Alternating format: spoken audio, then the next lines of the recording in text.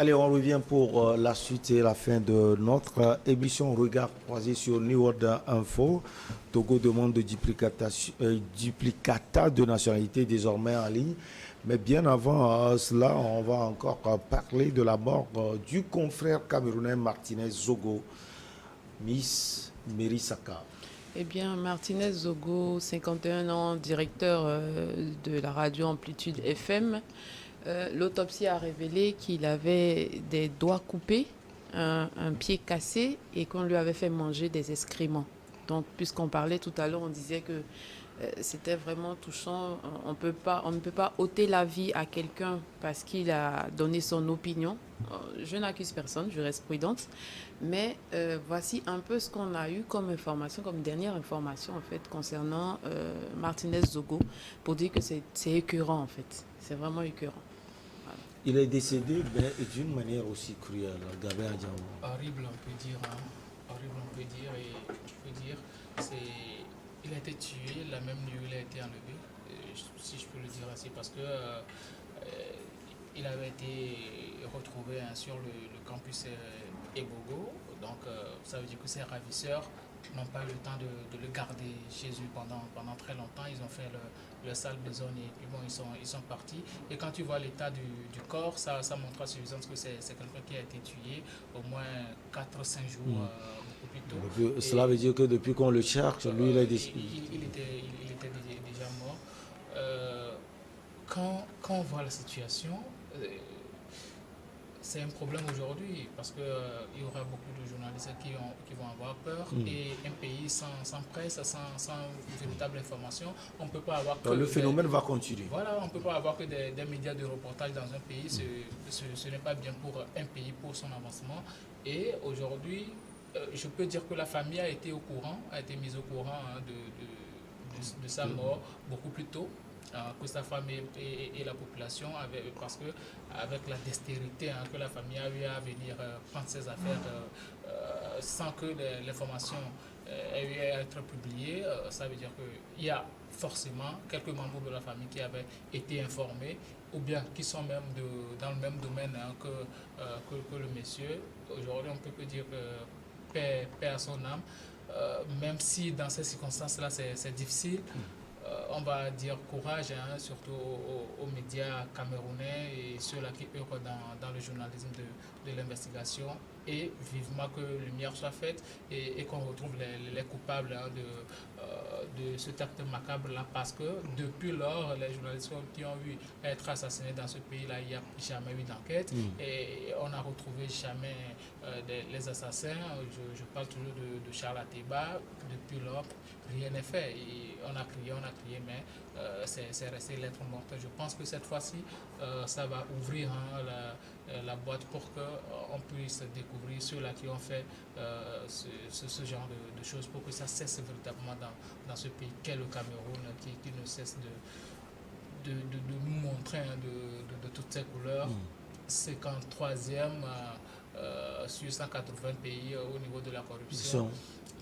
C'est un danger, il va falloir y remédier. Alors, Doyen Germain Pouli, vous avez énuméré tout à l'heure certains journalistes qui ont été tués dans différents pays en Afrique.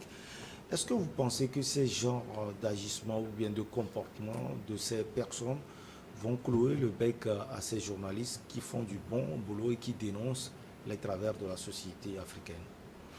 Non, je ne crois pas. Je crois qu'il y a des journalistes assez engagés dans cette liste macabre aussi. Il y a les reporters de guerre qui sont souvent tués sur les champs de bataille, mais ça n'empêche pas que des gens aillent toujours couvrir pour montrer la réalité de la guerre. Ça n'empêche pas que des journalistes se renforcent, se motivent. Il y a plusieurs consortiums de journalistes d'investigation. Il y a aussi des ONG qui encouragent aussi ce genre de journalisme, avec des prix qui sont octroyés, avec des moyens qui sont parfois mis à disposition. Mais je crois que le cœur est là et il y a des journalistes encore qui sont capables de le faire. En même temps, on ne va pas quand même sous-estimer l'effet néfastes de ce genre de pratique sur la pratique. Comme on le disait, ce qui s'est passé au Cameroun, moi je ne pense pas que demain ou cette semaine, un autre journaliste camerounais osera aborder les thèmes de corruption de la même manière que le faisait Martinez. Voilà.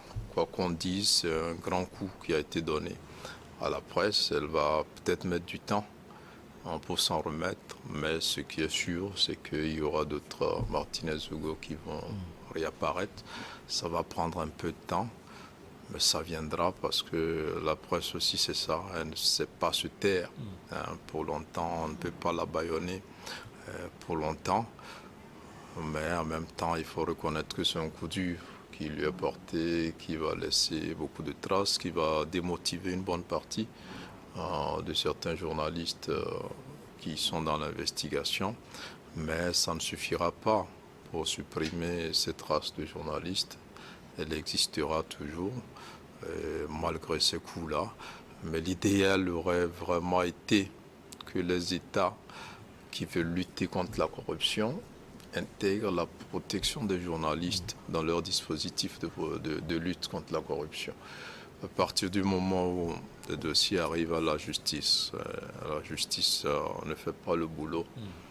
Qui d'autre que la presse peut aider ou aiguillonner la justice pour qu'elle fasse le boulot? Donc c'est l'un des derniers remparts dans cette lutte, et que les États qui ont manifesté la volonté politique de lutter contre la corruption protègent davantage ces journalistes-là. Les protègent. S'il faut donner un garde-corps ou deux à ces journalistes-là pendant des mois et des années, il faut le faire. Il faut qu'on en arrive là où l'État veut combattre la corruption du bout des lèvres, et en ce temps livre les journalistes. Livrer, c'est trop dire, c'est peut-être pas qu'ils ne sont pas directement responsables de la mort du journaliste, mais la protection des journalistes doit être inscrite dans le dispositif de lutte contre la corruption, parce que c'est comme ça que ce secteur-là pourra contribuer. Donc, nous profitons encore pour inviter les autorités camerounaises à faire la lumière sur cette affaire-là. On ne dit pas que c'est l'État qui l'a assassiné, mais l'État peut retrouver les assassins de notre confrère, et il faut qu'elle fasse ce travail. Alors, Germain Pouli, vous gardez la parole. Au Togo, peu à peu, les services administratifs se digitalisent. Après le casier judiciaire, le passeport, les Togolais peuvent désormais faire leur demande de duplicata de nationalité en ligne.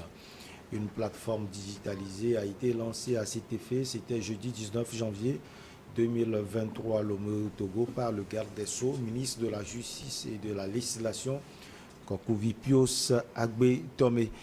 Ce qu'on peut dire, c'est que la digitalisation est en marche dans votre pays, Germain Pouli. Oui, tout à fait. Vous savez que notre pays a pris des ambitions assez grandes sur le digital. Nous sommes le premier pays en Afrique de l'Ouest à avoir déployé la 5G, par exemple, même si elle n'est pas totalement utilisée et qu'elle est disponible que dans 5 points au Togo. C'est une avancée, et le Togo se veut un hub numérique.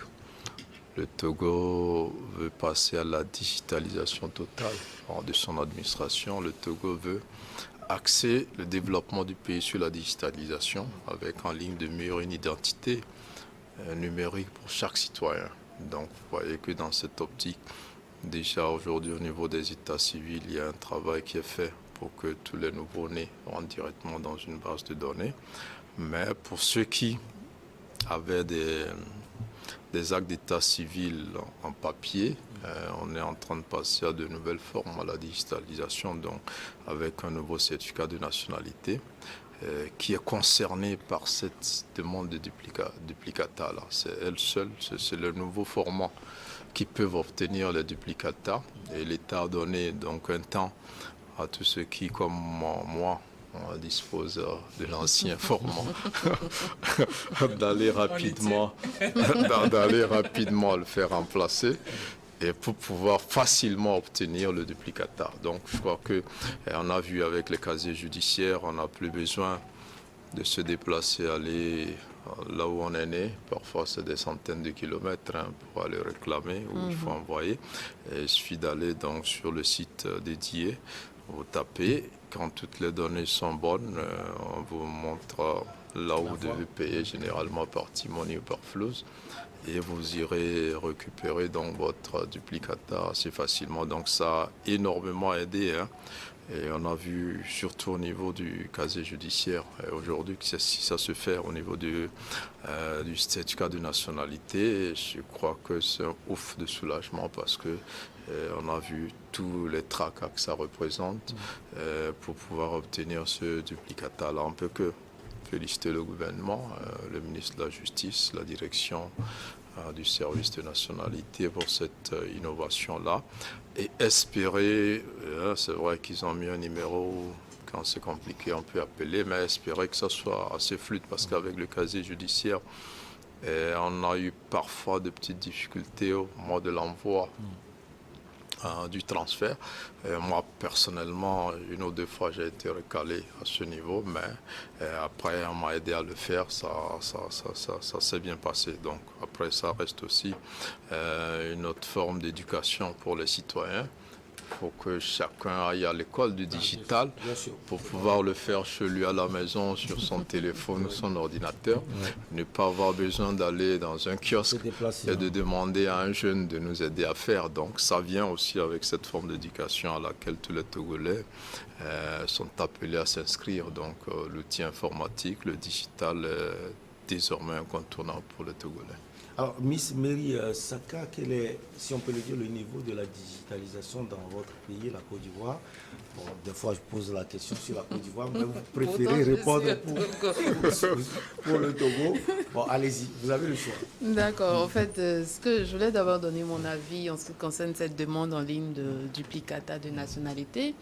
Moi, je trouve que c'est une très belle initiative, vu que nous sommes aujourd'hui à l'ère des nouvelles technologies de l'information. Et donc, cette demande en ligne va permettre à bon nombre de personnes, notamment ceux qui sont à l'extérieur du pays, de pouvoir facilement faire leurs demandes et sans équivoque, en fait. Donc, on ne peut que féliciter l'État du Togo.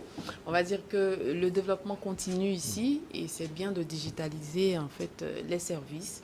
Et ça se fait également en Côte d'Ivoire, ne vous inquiétez pas. Pour répondre à ma question. Ça se fait également en Côte d'Ivoire, oui, pour répondre à votre question. Voilà. Alors, Gabin, jadis, on sait que ce document administratif coûte les yeux de la tête aux citoyens, pas pour son coût financier, mais pour la difficulté surtout en procurer. Alors, aujourd'hui, le gouvernement favorise cela. Même constat à votre niveau, on a parlé de la digitalisation dans beaucoup de secteurs, dans beaucoup de domaines. On a fait des émissions sur cela. C'est quand même encourageant le pas aujourd'hui posé. Oui, c'est très encourageant et ça permet au même moment de lutter contre la corruption, puisqu'on sait qu'il y a un phénomène de démarcheur qui est souvent à ces niveaux-là. Non seulement le duplicata, mais on peut aussi ajouter le service des passeports qui est passé au numérique aujourd'hui. Tu fais la demande et puis après, tu récupères, tu fais le paiement en même temps en ligne. Et je pense que c'est quelque chose de beaucoup plus plaisant qui permet à la population de ne plus dépenser assez d'argent et d'éviter aussi les queues interminables qui se font devant ces bureaux-là. Et les bons messieurs ou bien les bonnes dames qui sont là font toujours leur malin derrière leur bureau et perçoivent quelques montants pour que ça passe vite, quelque chose qu'on peut faire et obtenir au même moment. Si tu n'as pas les coudées franches, tu vas passer tout ton temps là-bas et tu vas faire peut-être 3 jours avant de revenir, alors que certains quittent des lieux très lointains pour venir. Quelqu'un qui habite par exemple à Zanguera et il se déplace par exemple à Léni-Franc et il y va et il doit retourner. 3e jour encore, il doit abandonner son travail et retourner encore 1000 francs. Ça fait déjà 2000, ça fait une perte énorme pour lui, pour quelque chose qu'il peut retirer en même temps, bien faire ça en ligne et puis bon, et obtenir le papier en même temps. Donc aujourd'hui, je pense que le gouvernement est en train de faire assez d'efforts. Déjà, en un rien de temps, on a fait le casier judiciaire en ligne, le passeport. Le passeport. Et je pense que ça va encore aller beaucoup plus loin. Hein. Et moi, ce que je crains aujourd'hui, c'est au niveau de l'embouteillage, parce qu'il y a tellement de monde qui aimerait faire ça. J'aimerais que le système technique prévoit certaines modalités pour permettre à ce que ça ait une certaine fluidité. Et aussi au niveau de la connexion. De la connexion, surtout, au niveau de la connexion. Et dans certains lieux reculés, par exemple en allant vers Adjingré ou autre, c'est difficile d'avoir la connexion. Même quand vous êtes en voiture, vous voyez le réseau disparaît carrément, vous ne voyez plus rien. Alors que ceux-là, ils ont beaucoup plus besoin de cela. Des gens envoient les chauffeurs pour venir récupérer leur papier ici à Lomé, leur envoyer et peut-être en route, le chauffeur lui peut perdre ça. Donc ça devient une dépense. C'est bien que le gouvernement y ait pensé. Il va falloir que les services de communication y pensent également à rénover leur système et couvrir tout le territoire national et permettre à ce que la population puisse avoir accès à ces services-là de la manière la plus simple et la plus fluide possible. Alors, avant de voir avec vous, doyen Germain Pouli, comment procéder, il faut quand même dire que ce que Gabin Adjao a précisé tout à l'heure est très important. La digitalisation donc, doit aller de pair avec une connexion aussi fluide. Oui, tout à fait. Non, je crois que les efforts sont là, intacts, et le gouvernement a assez affiché ses ambitions aux opérateurs de téléphonie mobile, que sont Togocom et Move. Et vous voyez que des investissements sont faits. Aujourd'hui, Togocom couvre pratiquement 90% du territoire, presque 100%. Move essaie également de se déployer. Et tout ça aussi va avec l'électrification. Le gouvernement est en train d'accentuer l'électrification avec aujourd'hui l'énergie solaire qui est un peu dans toutes les zones rurales. C'est de dire que d'ici peu, tout le Togo aura l'électricité, donc d'ici 7 ans maximum. Mais je pense que bien avant cela, tout le Togo sera couvert donc, avec le digital. Et la dernière fois, moi, j'ai créé mon entreprise en ligne, au CFE carrément, en ligne. Ouais, ça vient s'ajouter, donc se dire que tout se digitalise.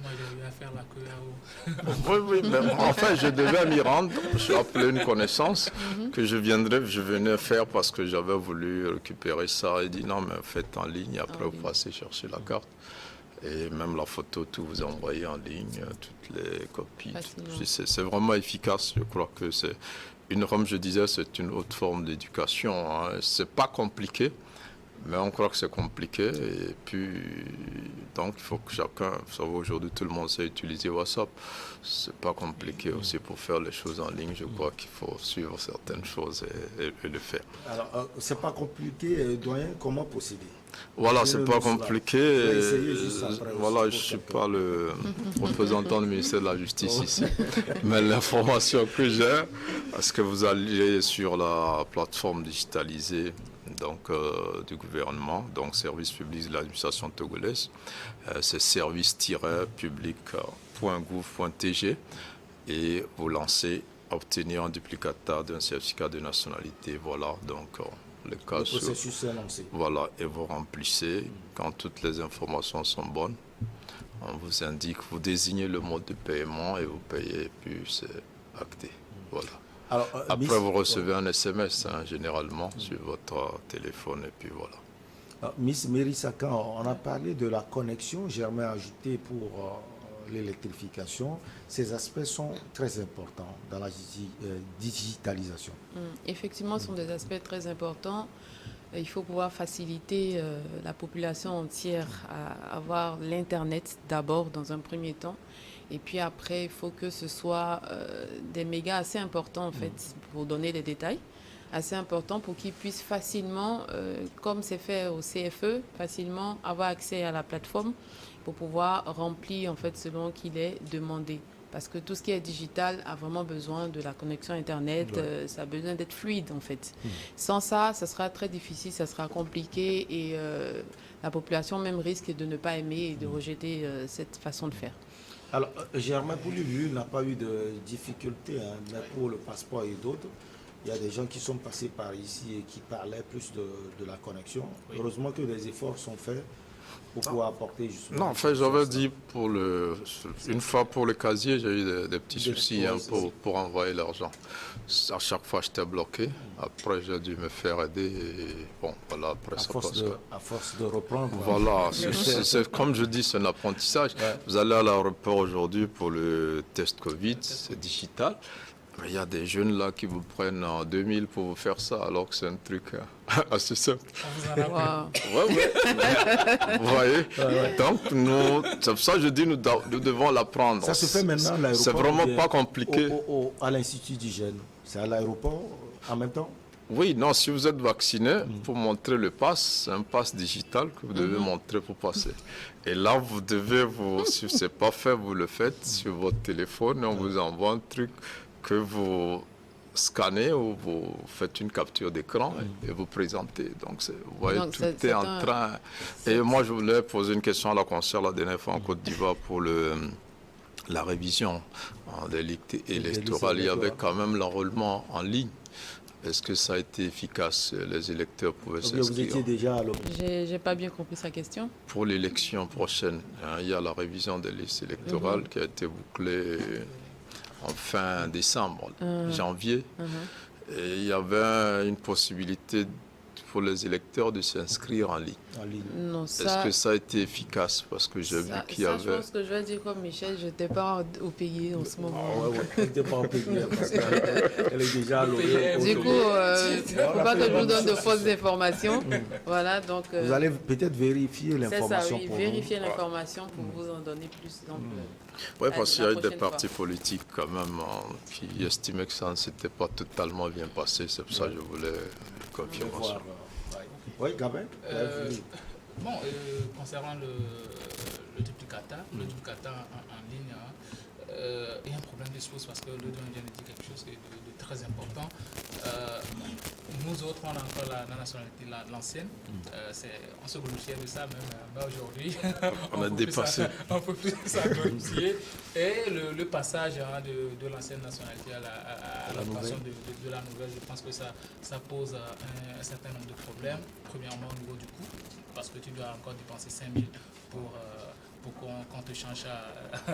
Bon, j'ai fait le dépôt, Mais c'est trop. c'est 5 000. Qu'on Ça voit... veut dire que nous, on a déjà dépensé 5 000 et 10 000 pour obtenir la même nationalité. Je pense qu'il faut que le gouvernement fasse un ajustement à ce niveau-là et permettre à ceux-là qui sont dans les contrées les plus reculés, parce que nos vieux pères au village, ils ont les Vous anciennes parlez nationalités. plus de ces vieux pères, sans doute, parce que Oui, quand on parce voit que votre bon. veste, on sent véritablement que 5 000 ou 10 000, c'est pas ce qui C'est peut pas ce peser qu'il sur vous. faut. C'est beaucoup d'argent. Ouais. Mais vous avez pensé aux autres, c'est très c'est important. important. C'est ça dont j'aime pour lui. Non, mais puis les vieux pères, ils ont 5 000. Hein. Les agriculteurs, ils ont l'argent maintenant. Ouais. C'est pas comme avant. C'est pas difficile pour eux non plus. Non, je crois que ce qu'il dit est important. En même temps, je pense que ces services aussi fonctionnent, ont besoin de certaines ressources pour tourner. Peut-être on pourrait faire un peu moins cher. Bon, c'est une doléance et on espère que le ministre de la Justice et le gouvernement peut-être sont à l'écoute et qui pourront peut-être voir. Mais après, bon, c'est que le passeport coûte beaucoup plus que ça, je pense. La carte nationale est à 5 000. C'est un peu, voilà, quoi, dans la fourchette. Et je pense qu'il est en train de plaider aussi pour toutes les couches sociales, pas Ouais. seulement pour lui. Oui, Je pense Gabin? qu'on doit aussi associer énormément les médias pour la communication parce que Oui. beaucoup n'ont pas l'information. Niwad a bien commencé. Niwad a bien commencé, il va falloir que les autres lui emboîtent le pas. Allez, ça a été un plaisir de vous avoir sur ce plateau pour le premier numéro de la semaine. C'est toujours difficile, ou bien Germain Pouli, de venir lundi dans l'émission. Mais vous êtes là. Oui, mais c'est avec beaucoup de plaisir qu'on partage ce plateau. Et surtout, merci pour l'invitation. Merci à la direction générale de cette grande chaîne qui fait des merveilles, qui nous a servi la Coupe du Monde. La Coupe du Monde féminine arrive. Et puis surtout le championnat de première division D1, le NATO. Je crois que c'est énorme ce que New World TV a bas comme travail. Beaucoup de courage et plein de succès. Gamin, merci. Oui, Ça a merci, été un plaisir. Merci toujours. Merci aux gens de Balavé, De Padapé et autres. Padapé, Womé. Merci également à Miss Mary Saka qui veut véritablement, Germain Pouli, faire partie du grand groupe New World TV. En tout cas, vous êtes déjà là en apportant tellement à notre émission Regard croisé. C'est toujours un plaisir de vous avoir sur ce plateau. On espère que vous allez revenir la prochaine fois. Vous êtes journaliste et analyste politique ivoirienne. Infini merci à vous. Merci à vous également. Merci à New World TV. Merci à toute l'équipe. Merci également à nos chers amis, toujours branchés partout, du Cap au Caire, d'Addis Abeba à Dakar. Merci également pour vos conseils et surtout vos remarques. On se retrouve prochainement, toujours avec le même plaisir. Excellente semaine à tout le monde.